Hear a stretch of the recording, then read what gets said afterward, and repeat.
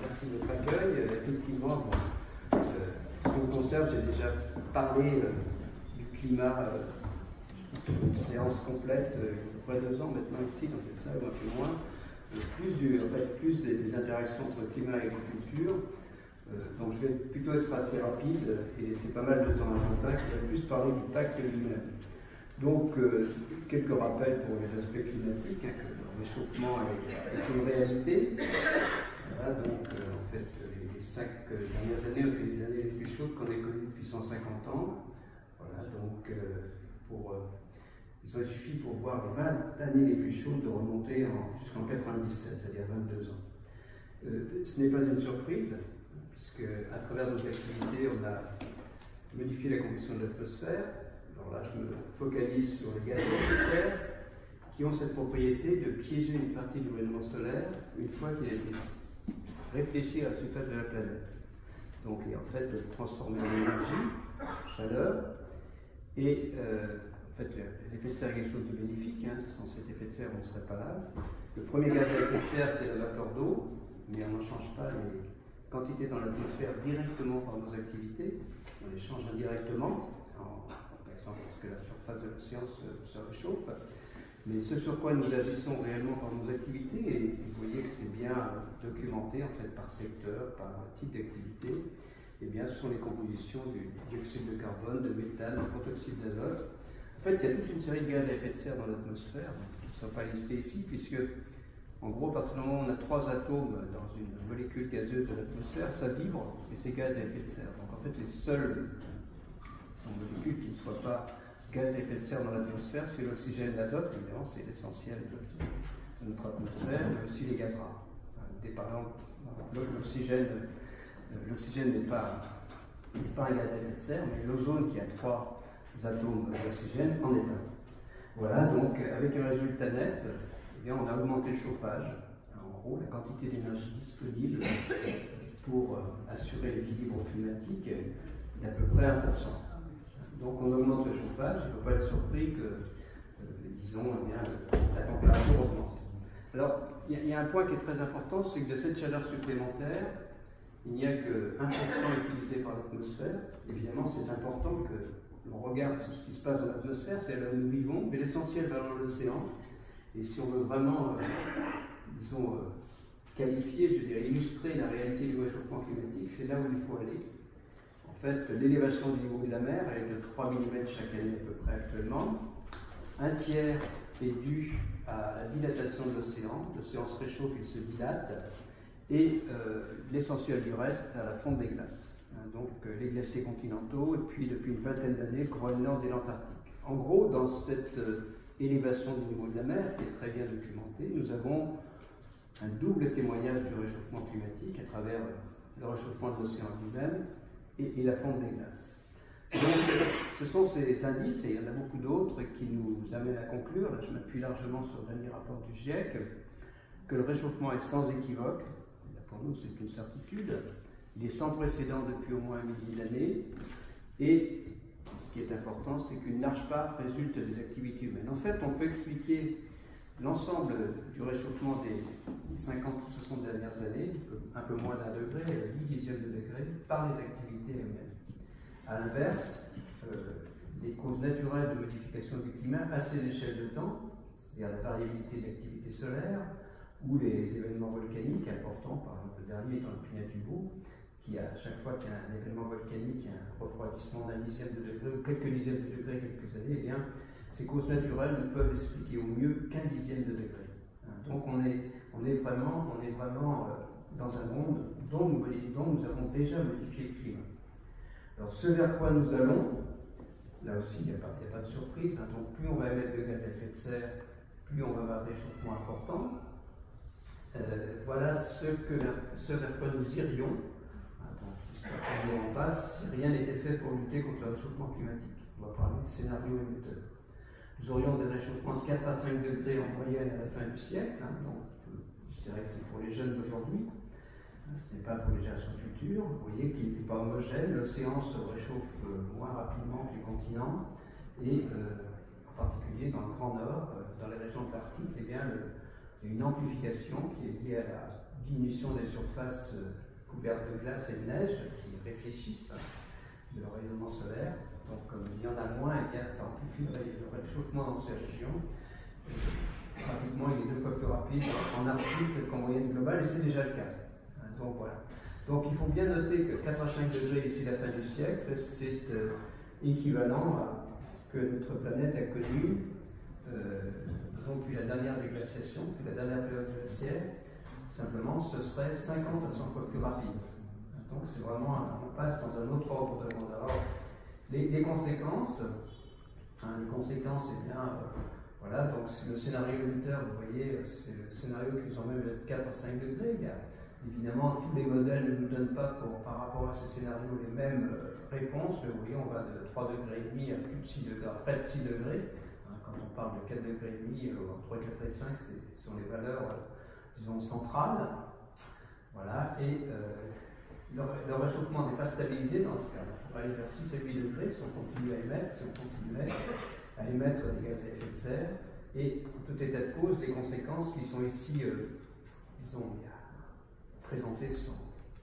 Il y a 5 catégories, hein, c'est un peu, disons, une catégorisation un peu simpliste, enfin utile. Voilà, mais ce qu'on constate, il y a un degré de risque, et quel que soit le type d'impact vers lequel on se tourne, eh bien, le réchauffement est élevé, les risques soient élevés, soient très élevés. Oui, mais ça, c'est pas très surprenant. Alors, de quoi parle-t-on? L'acidification de l'océan, par exemple. En fait, on émet plus de 40 milliards de tonnes de CO2 chaque année. Il y en a, disons, une bonne moitié qui va dans l'océan, une moitié aussi un peu plus est absorbée par l'atmosphère, par la biomasse, hein, par la biomasse continentale. Donc tout ça c'est bien parce que, disons, grâce à ces puits, l'augmentation des concentrations atmosphériques va moins vite qu'en leur absence, mais c'est au dépend de l'océan. L'océan est 30% plus acide qu'il n'y a au début du XXe siècle, et dans le cas de ce scénario émetteur, l'acidité aurait pratiquement doublé entre la fin de ce siècle et le début du XXe siècle. Alors c'est pas très grave pour nous, hein, les jeunes d'aujourd'hui pourront toujours se baigner. C'est le principal problème, c'est que ça rend plus difficile tout ce qui se forme de calcite, de calcaire. On a des récifs coralliens, coquilles, des animaux marins qu'on aime bien. Voilà, les extrêmes climatiques ont vraiment auront tendance à devenir plus extrêmes, et c'est déjà le cas. Un des points que je souligne souvent, c'est que nous sommes aujourd'hui, disons, le climat que nous avons aujourd'hui est celui que nous anticipions il y a une trentaine d'années. Aussi bien en termes de rythme de réchauffement que, ça c'était déjà dans le 3e rapport du siècle, dans cette constatation d'une intensification déjà perceptible, alors pas forcément dangereuse, mais déjà perceptible de certains événements extrêmes.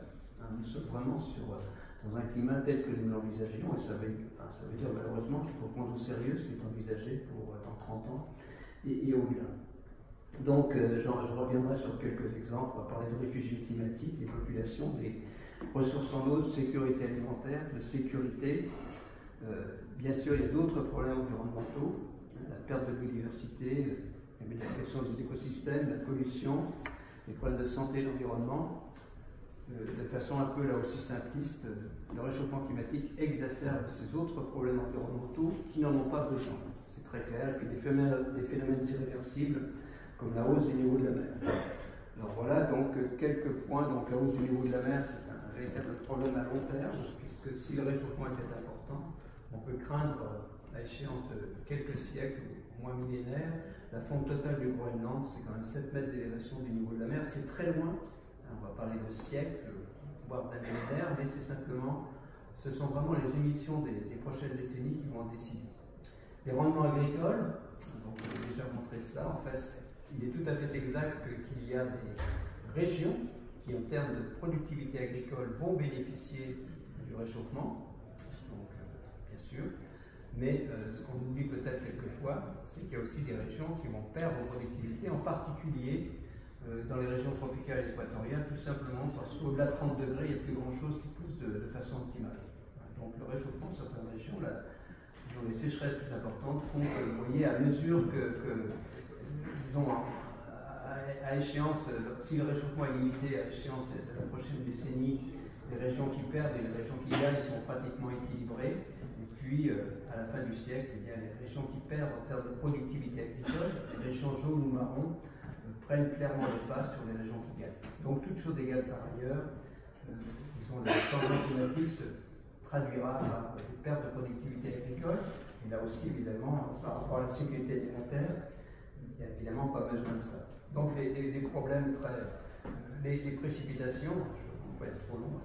Voilà, donc avec une de ces caractéristiques qui est moins de précipitations l'été sur le pourtour méditerranéen.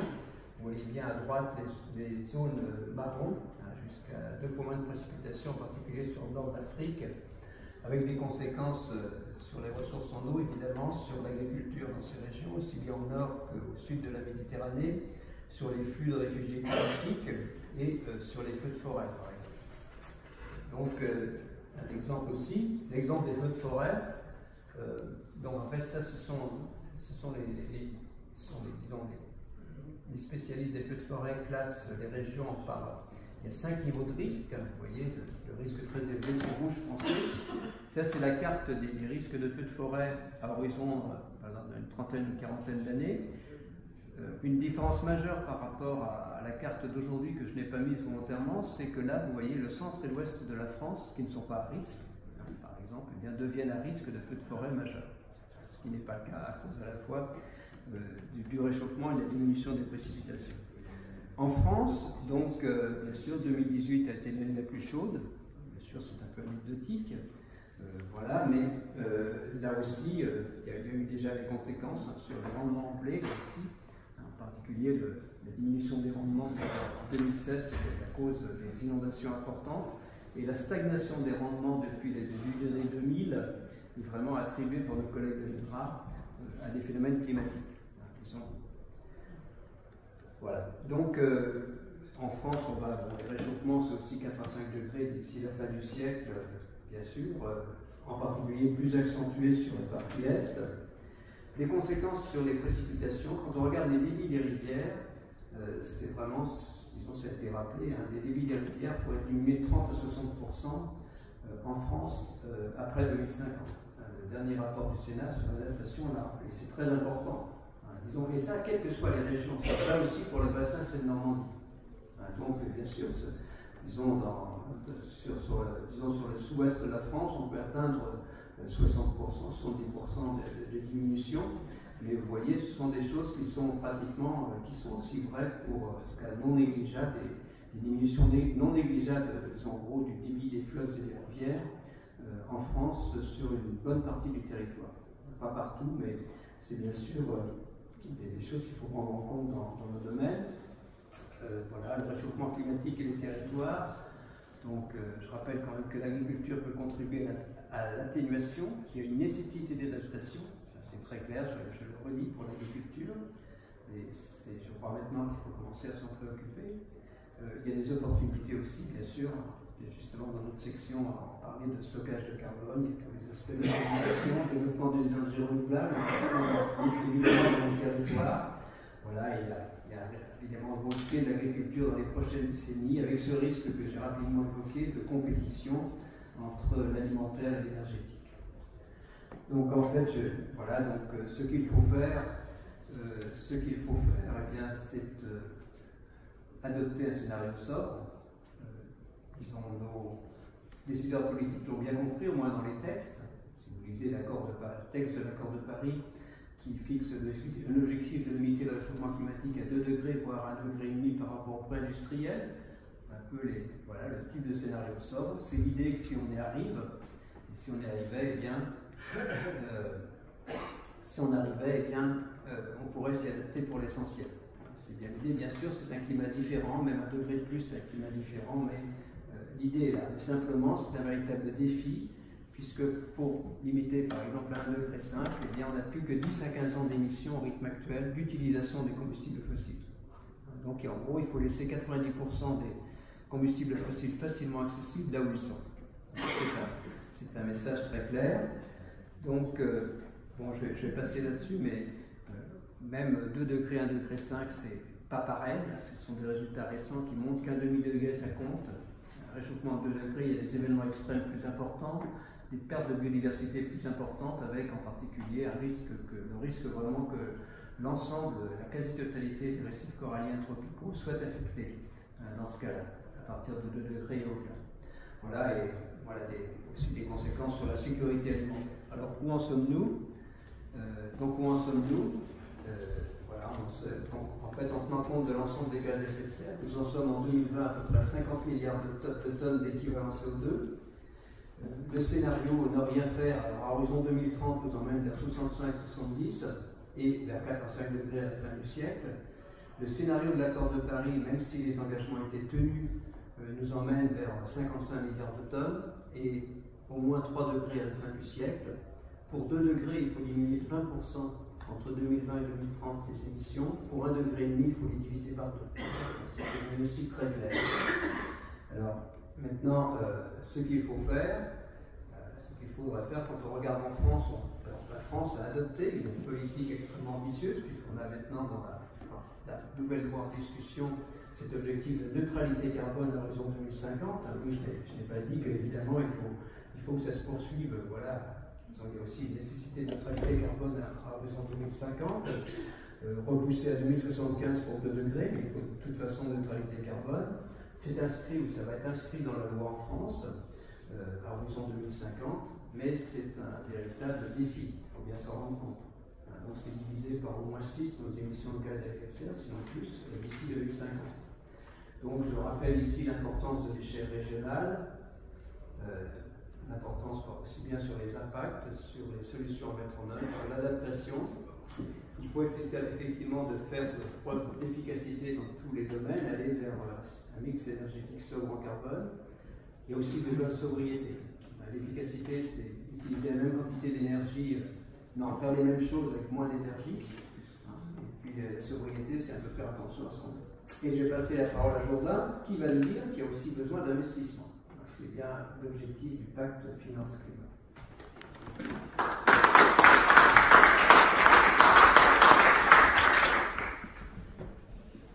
Merci Jean. Je me présente, Jourdain Vaillant, je remplace Pierre Larouture, qui ne peut pas être parmi nous aujourd'hui. Je suis un des coordonnateurs de la rédaction de ce projet de pacte qui a vu le jour, en particulier lors d'une conférence du 19 février dernier à la faculté de Jussieu, dans une version aboutie, une proposition de texte que je vais donc vous détailler. Il faut toujours remercier Jean Jouzel pour la pertinence de son analyse, et on remarque que l'approfondissement au fur et à mesure des années et des rapports du GIEC des connaissances renforce toujours la nécessité d'une réponse publique et d'une adaptation des politiques publiques au péril en termes personnels et politiques qui nous attend.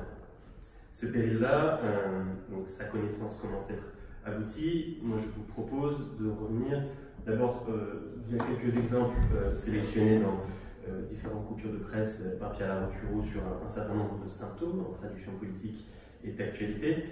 Je viendrai ensuite sur les mécanismes propres du pacte finance-climat que nous avons détaillé récemment, et ensuite sur des éléments de contexte politique. Donc d'abord, quelques éléments de contexte. Cette présentation vous permet de signifier quelques éléments de politique, et notamment en termes économiques. Du point de vue des catastrophes liées au changement climatique, si on peut repérer leur ampleur beaucoup plus affirmée que dans les dernières décennies, ce qu'on remarque aussi, c'est l'augmentation constante et drastique des coûts de ces catastrophes liées au changement climatique. Et c'est une dynamique qui, ne serait-ce que sur cette présentation, s'arrête en 2016. On a un véritable effet de levier des finances publiques qui est attendu pour prendre en charge ces dépenses, qui doivent s'accompagner d'une prise en charge aussi des financements privés liés à ces troubles climatiques et aux conséquences des catastrophes qu'on comptabilise de manière croissante.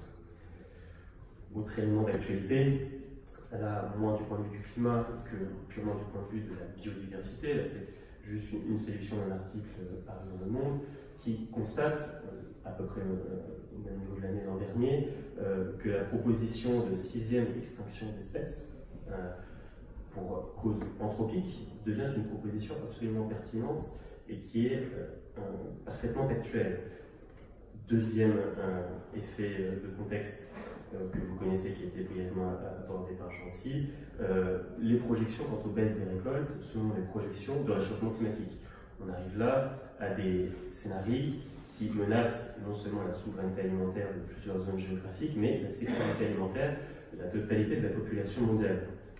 Enfin, élément de contexte que chacun peut avoir à l'esprit, c'est la difficulté d'adaptation des populations dans les zones les plus touchées. Et on a vu avec Jean que peu de zones sur Terre pouvaient être exclues de ces conséquences dramatiques. Simplement là, l'extrait d'un article qui évoque la difficile projection dans les conditions de vie, ne serait-ce que pour l'Asie du Sud.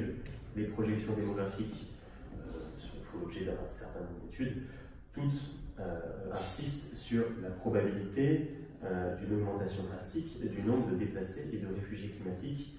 Un scénario de la Banque mondiale paru l'an dernier parlait de 140 millions de réfugiés chaque année à l'horizon 2050. Pour un effet de comparaison, la crise des réfugiés qui a notamment concerné l'Europe entre 2014 et 2016 a concerné, ne serait-ce que s'agissant de l'Allemagne, 1 million de réfugiés, et les répercussions politiques sont encore en train de se prolonger. Je vais aussi évoquer un rapport de l'ONU qui est sorti avant-hier, qui a mis en évidence que la population mondiale, sur des projections pertinentes, arriverait à l'échelle de 2050 à 9,7 milliards et à l'échelle de 2100 à 9 milliards. Et cette dynamique démographique suppose que les politiques publiques s'adaptent. Voilà, donc s'agissant des évaluations financières, et c'est là-dessus que porte le projet de pacte finance-climat. Le projet de pacte finance-climat envisage une réponse à l'échelle européenne au coût du changement climatique en termes d'adaptation et d'atténuation. Vous avez peut-être entendu parler des analyses de Bruno Latour. Il a publié un livre en 2017 qui s'appelle « Où atterrir ? Dans quel régime on imagine propulser nos sociétés dans un avenir proche et pertinent ?» À la question « Où atterrir ?», Bruno Latour répond « l'Europe ». L'Europe, justement, est une échelle pertinente de lutte, ne serait-ce que pour le continent, mais à l'échelle mondiale, pour lutter contre le changement climatique. Et en termes financiers, je vous présente là l'extrait d'un rapport de la Cour des comptes européenne, qui est chargée d'évaluer et de proposer des projections financières, du coût des investissements publics et privés qui doivent être pris en charge pour ne serait-ce qu'atteindre les objectifs de l'Union européenne en matière de lutte contre le changement climatique pour 2030. Cette estimation, alors voici une capture d'écran toute simple, je cite, entre 2021 et 2030, il sera nécessaire d'investir chaque année 1115 milliards d'euros dans les secteurs suivants pour atteindre les objectifs de l'Union à l'échelle 2030. Imaginons que, Jean, tu évoquais l'intégration de l'objectif de neutralité carbone dans la loi française, fait l'objet aussi d'un objectif similaire au niveau européen, 1115 milliards d'euros par an, à la fois par les États, à la fois par l'Union européenne elle-même. Avec le pacte finance-climat, on se pose donc cette question. Comment répondre à ce défi financier? Comment financer ce chantier? Comment résoudre, en termes simples, la question de la falaise financière qui se pose à nos sociétés développées? On parle d'un contexte financier, contexte de ces dernières années. Vous avez sûrement entendu parler, suite aux crises bancaires et aux crises des dettes souveraines depuis 2008, de ces chiffres absolument mirobolants de la création monétaire sur ces dernières années par les banquiers centraux. En 2008, on a fait plusieurs estimations qui ont mené à une somme de 1000 milliards directement dirigée par les contribuables et par les autorités publiques au sauvetage des banques. De la même manière, la politique de la Banque centrale européenne, dans les dernières années, a mené aussi à une augmentation des liquidités par de la création monétaire dirigée par la relance de l'activité pour permettre à la machine économique de se maintenir. Là aussi, novembre 2014, on parle aussi d'un millier de milliards. Vous voyez la proximité avec les estimations qu'on pose pour résoudre la crise climatique en termes d'investissement. Si on comptabilise l'impact de la création monétaire depuis les années 2008, ne serait-ce qu'au niveau européen, c'est 2600 milliards d'euros remis au secteur bancaire et au secteur financier pour justifier la maintenance et la reprise de l'activité économique. Notre constat est simple et assez partagé, c'est de dire si ces capacités peuvent être créées au nom du péril climatique, au nom du péril financier et économique, elles peuvent l'être de même sur le péril climatique. Mais quels instruments mettre en place pour ne pas créer la machine financière, pour ne pas créer un effet d'inflation et pour permettre à ce financement d'être à la fois durable et crédible pour l'ensemble des États européens. On remarque que la création monétaire par la Banque centrale européenne, suivant un certain nombre d'analyses, n'ont pas produit suffisamment d'effets concrets, n'ont pas été suffisamment dirigés vers l'économie réelle. L'estimation que Pierre Roture retient, c'est celle-ci, c'est que seulement 11% de la totalité de la création monétaire entre 2014 et 2017 est allée à l'économie réelle. Donc on a une falaise financière du point de vue des investissements climatiques de l'autre et une surliquidité improductive des points de vue des institutions européennes. Voilà, c'est simplement une illustration du potentiel risque de surcroît d'instabilité financière due à cette création de liquidités improductives. Voilà, pour finir sur cet élément de contexte, différentes coupures de presse réunies par Pierre sur les possibilités d'une nouvelle crise financière due à cette surliquidité au niveau mondial et au niveau européen. Et on se trouve dans cette situation donc, de fébriliser les marchés et d'impératif d'investissement. Alors voilà ce que nous proposons. Le pacte finance-climat repose sur deux outils principaux. Le premier, vous en avez sûrement entendu parler, parce que cette idée a bien émergé dans le débat public ces derniers mois, l'idée d'une banque européenne pour le climat et la biodiversité. Cette banque européenne, c'est donc une institution ad hoc que l'on propose de créer. Cette institution financière n'aurait qu'une vocation, une seule vocation, financer des investissements permettant de lutter contre le changement climatique grâce à la création monétaire européenne.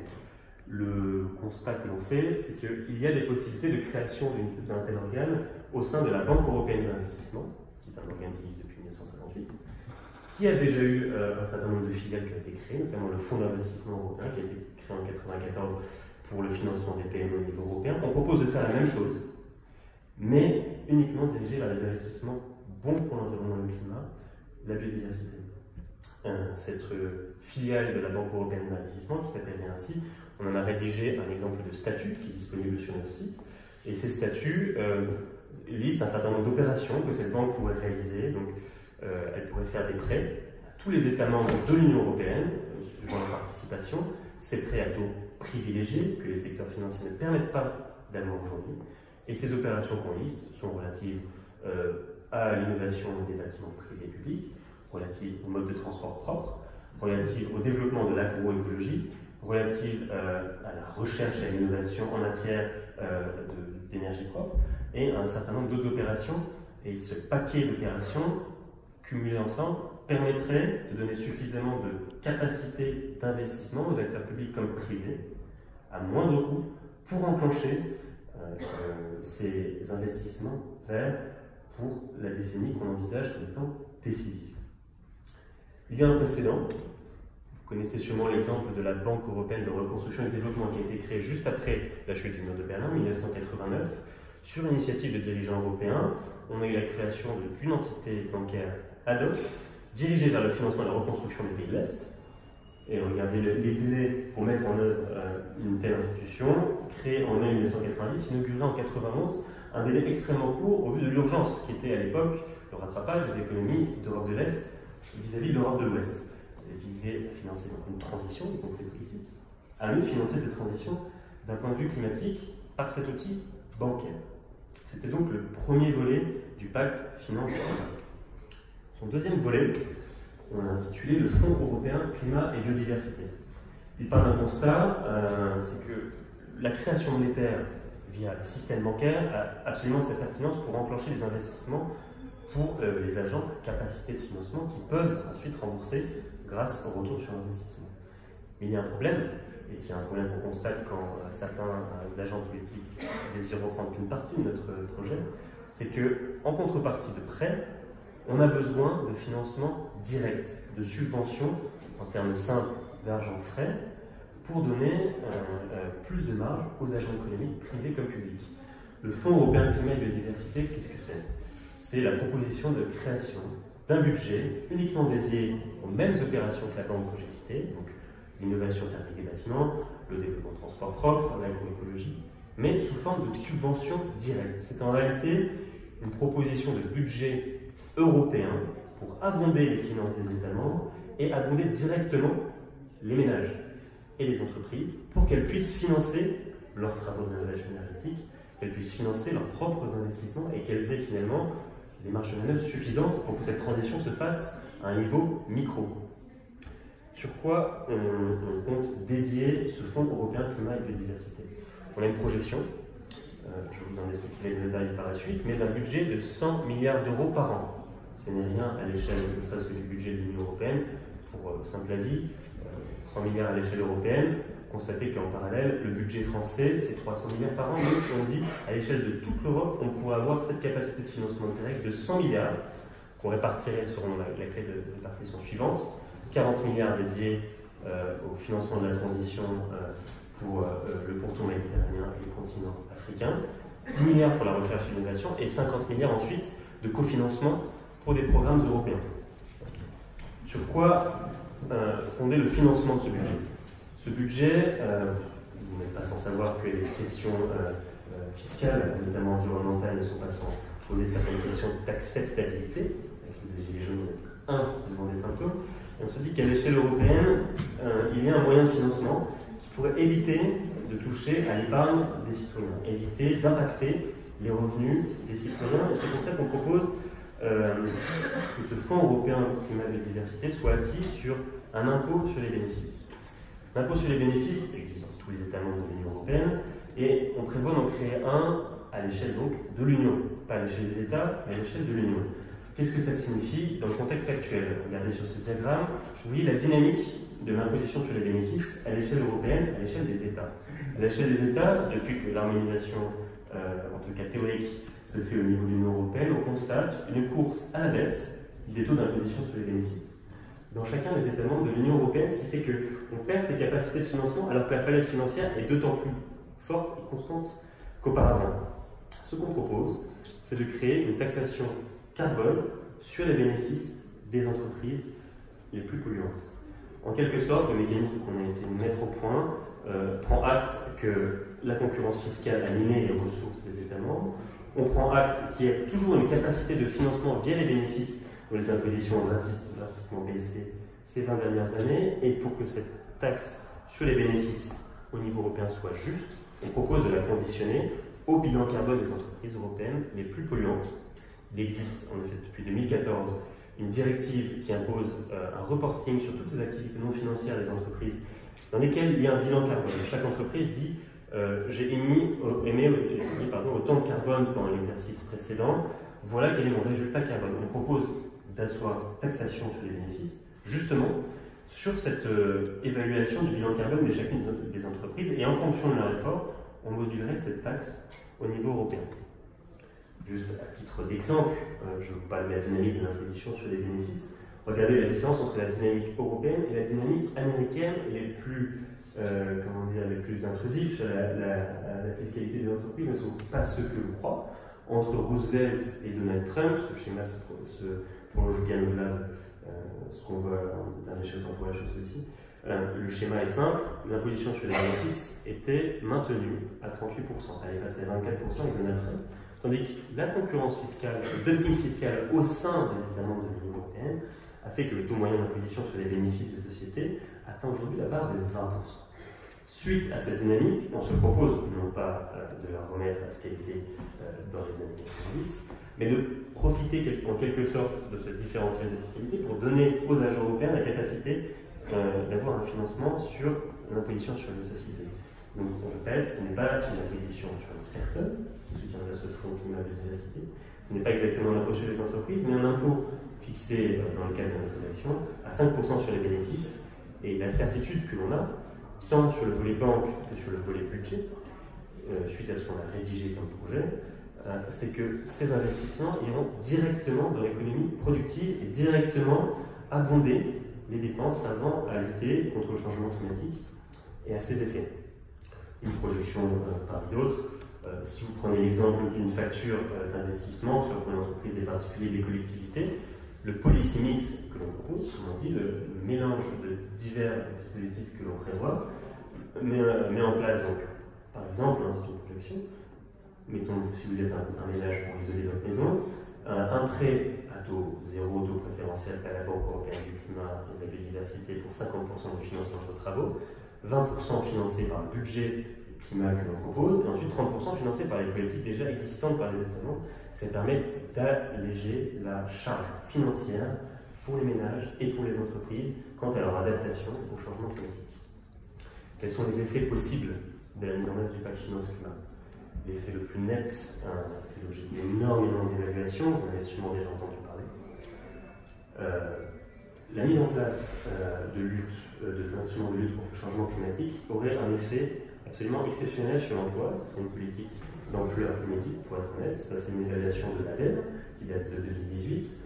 Entre 600 000 et 900 000 emplois pourraient être créés directement par la mise en œuvre des politiques de changement climatique que l'on induit dans le pacte finance-climat. Entre 600 000 et 900 000 emplois d'ici 2030. Il y a un potentiel de regain d'activité concrète. On le voit dans le bâtiment renouvelable, également le transport, également la recherche, également le développement des énergies renouvelables. Une capacité d'emploi absolument extraordinaire suite à ces politiques de lutte qui sont bénéfiques absolument pour l'intérêt général. Une autre illustration, on y parle souvent, c'est l'économie que peut faire un ménage sur ses dépenses d'électricité, de chauffage en particulier. Différentes évaluations, là nous-mêmes, a un gain potentiel, pour être exact, entre 500 et 1000 euros par an par ménage, suite aux réductions des dépenses de chauffage qu'induirait un nouvel équipement en énergie propre et en énergie moins coûteuse pour les ménages. Tous gagnants, ça se manifeste aussi par ce listing coefficient. Vous y serez évidemment sensible, une réforme du modèle agricole tel qu'on l'envisage aujourd'hui avec ses externalités négatives, les effets sur la santé, les effets en termes d'indépendance énergétique au gaz et au pétrole, si on arrive à développer des énergies renouvelables suffisamment pertinentes pour remplacer notre système énergétique, nouvelle politique de recherche et d'innovation et d'emploi que j'ai évoqué. On peut finir aussi cet impératif, vu la menace qui nous de solidarité entre les populations, et c'est le cœur du projet européen, c'est le cœur de ce projet de pacte finance-climat. Si vous avez toute question, vous pouvez nous contacter à cette adresse. Sur le site climat2020.eu, vous trouverez le projet de traité européen rédigé, donc les statuts de la banque, et le projet d'accord international intergouvernemental pour la création de ce fonds européen. On se trouve dans un contexte politique, et je vais m'arrêter ici, plutôt favorable. Vous avez sûrement suivi les débats lors des élections européennes. Vous avez sûrement remarqué que la quasi-totalité de l'échiquier politique proposait de reprendre au moins une partie du pacte. Le projet de Banque européenne du climat et de la biodiversité a été repris par la liste de la majorité, suite à une lettre du président de la République à tous les Européens, vous avez peut-être suivi. Le parti Europe Écologie Les Verts, le parti socialiste dans son alliance avec Place Publique nous ont la totalité du pacte finance-climat. On a sur le reste de l'échiquier politique européen des chefs d'État qui se sont montrés favorables, Pedro Sanchez, le Premier ministre espagnol, également en Belgique, des signaux favorables, et on a des signaux favorables ensuite dans la quasi-totalité des partis écologistes européens. On se trouve donc dans une situation d'impératif d'adaptation des politiques publiques, en même temps où les propositions d'adaptation qui viennent de la société civile, de la communauté des chercheurs, de plusieurs instituts économiques, abondent le débat public. Le pacte finance-climat en fait partie. C'est pourquoi on est ravi de vous proposer ce projet aujourd'hui. Vous pouvez aller découvrir sur le site et nous répondrons avec grand plaisir à toutes vos questions.